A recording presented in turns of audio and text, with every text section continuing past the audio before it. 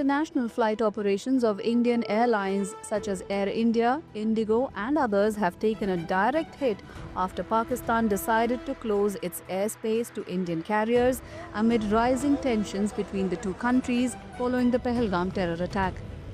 Flights bound for North America, the UK, Europe and the Middle East from North Indian cities will now take longer alternate routes over the Arabian Sea, resulting in extended flight durations of up to 2.5 hours.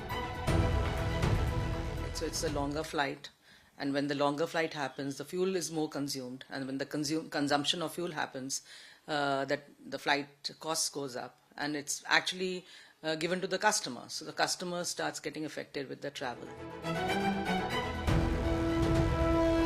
The closure of Pakistani airspace for Indian aircraft adds significant costs such as more fuel and crew working hours. According to aviation experts, this is likely to impact passengers as airfares are likely to rise by 8 to 12% in the short term. In addition, there could be longer layovers for westbound flights, though it is unclear how many flights will actually be affected due to the closure of the Pakistan airspace for Indian flights. I think close to 400 to 500 flights westbound might be affected, because eastbound flights will not be affected, and I said certain flights, so maybe people will divert, or flights from Bombay will come to Delhi first and then go to Europe. So I think it's too early to say how many exactly flights will be affected, but I'm sure some flights are definitely going to be affected.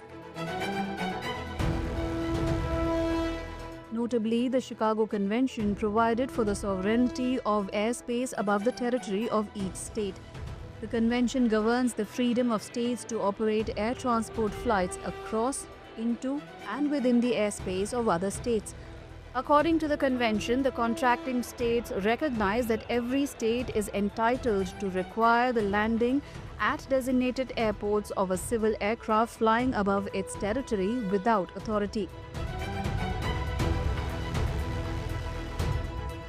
It is a problem, but it has to be dealt with in a more innovative way, so that the other side also feels that whatever measures they have taken, which is against the conventions, the Chicago Convention, wherein it is very clearly written in the Article 9 that the airspace above a nation is their sovereign territory, but they cannot discriminate between the airlines. If they want to close an airspace, they can close an airspace because of emergency or any eventuality, but they cannot single out one particular registration or airlines or country. So that is kind of a discriminatory thing, which the UN must look into.